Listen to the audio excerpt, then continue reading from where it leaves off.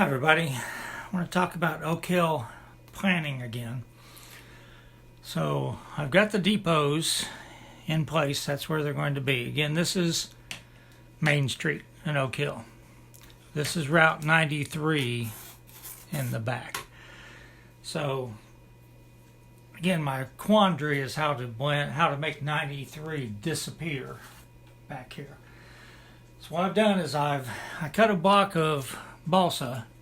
This is 26 scale feet wide, and that's a little bit narrow for a road. That's what Douglas Avenue is, so I'm condensing it a little bit, but basically I get one edge of the road lined up, and then I put this balsa wood, and then I can put the pavement tape down. I'm using the Woodland Scenics paving system for this. So the depots locate everything.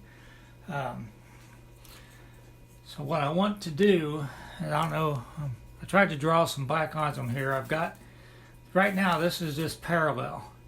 What I think I'm going to do is curve this back to the backdrop and taper it down a little bit, down to maybe 20 feet. And I'm going to cut the scenery right here and bring some more foam out here to extend the cut up to about here, and then I'll have trees on it, and that'll hide Route 93 disappearing. Now it won't hide it if I'm looking at it from down here. I mean, it's just like most of the stuff we do. It's just whatever angle you look at it from. Usually when you blend the road into the backdrop, it looks fantastic when you look at it straight on, but if you go a couple feet to each side, you can tell that the angles, the lines are wrong and things like that. So it's the best you can do on a model railroad. I've seen some fabulous people blending photos, and I've also seen some fabulous people that paint that just look amazing. I'm not that talented, so I'm going to try to blend a photo into the backdrop.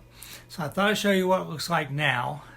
And so I'm going to go ahead and I'm going to cut this scenery here and try to play around with the foam. Come out here again to about here maybe, and then I'll show you a picture of what that's going to look like. It took about 10 minutes, not too bad. So now I just need to cut a piece of foam, try to blend in there. I'm hoping one layer will do it. You can see a little gap back there. I left that in there. That's the wire for my LED lights. So I just cut the corner out of the foam and the bench work so I could run that wire behind the backdrop.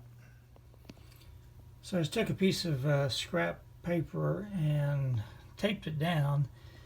I took this graphite stick and I traced the tracks. So I'm hoping this will sort of help me locate the cut.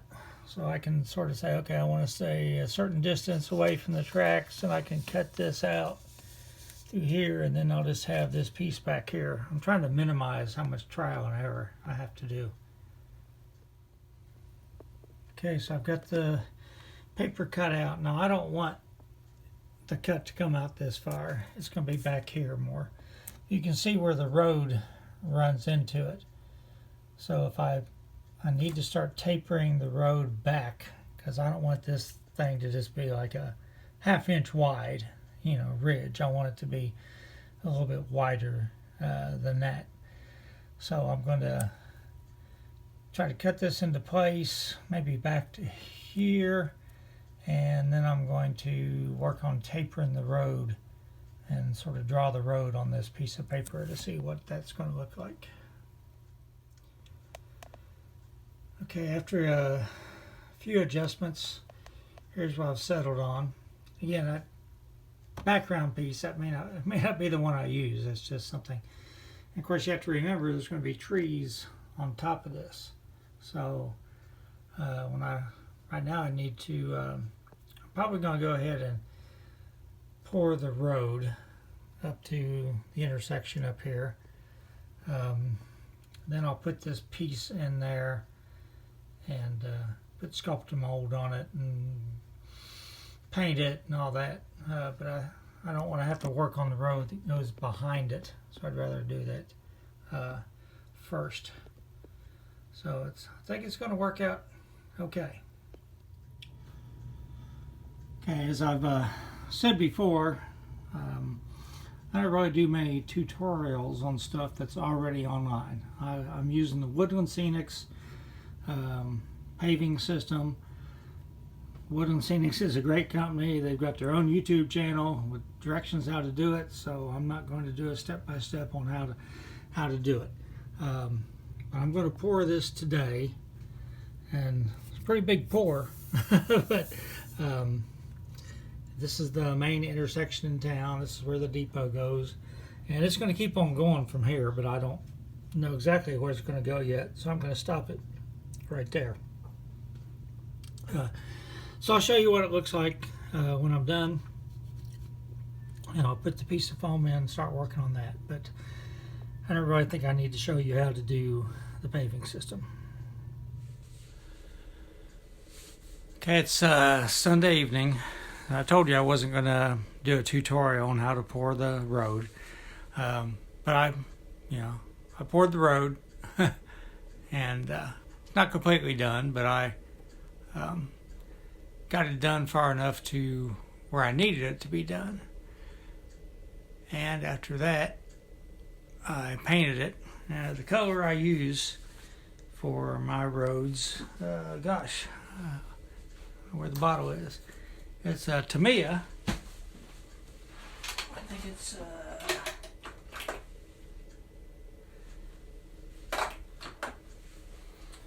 it is light sea gray XF25. That's what I use. That's what I use in Douglas Avenue. What I thought I'd use here. Then I sanded it real lightly, and the stripe is just, I don't know if I'll use that right. That's actually a like a road marking kit I got from somebody.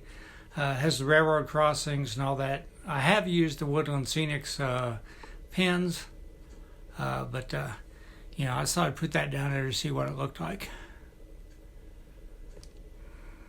All right. So the ridge is in,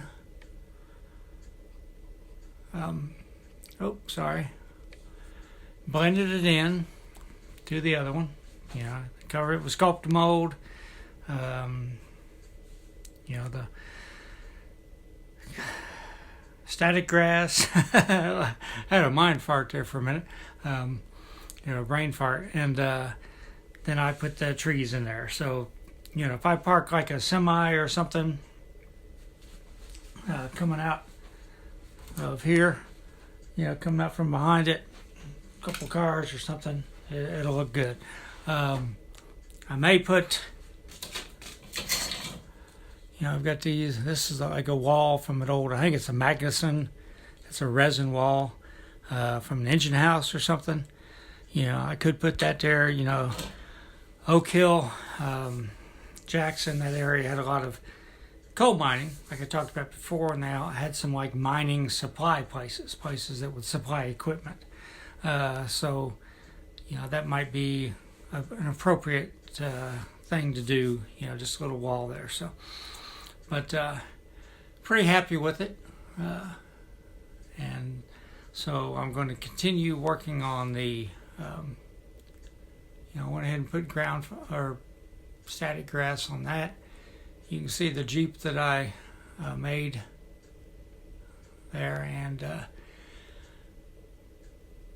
I'm going to go ahead and finish the creek. I'm not going to show you that now because where the resin creeps up the sides, I want to go ahead and cover all that with ground foam and put vegetation and all that.